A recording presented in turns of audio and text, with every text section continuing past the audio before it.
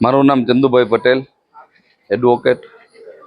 2 દિવસ પહેલા હું એક મરણના કામે ધોરાજી સ્મશાને ગયેલો। ત્યાં જોયું તો અત્યારે જે સ્મશાનના નવીનીકરણનું કામ જે કોઈ કોન્ટ્રાક્ટરો દ્વારા થતું હોય, જે સંસ્થા દ્વારા થતું હોય, એ મેં જોયું તો બિલકુલ નબળી ગુણવત્તાનું કામ થાય છે। સિમેન્ટ પણ હલકી ગુણવત્તાનું વપરાય છે। બેલા તો જે અડીએ તે ભૂકો થઈ જાય આવા વપરાય છે। રેતી પણ માટીવાળી વપરાય છે।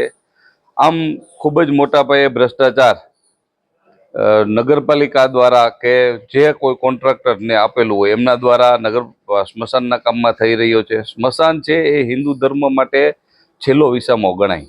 કમસે કમ એમને તો બક્ષવો જોઈએ એવું મારું માંગણી છે।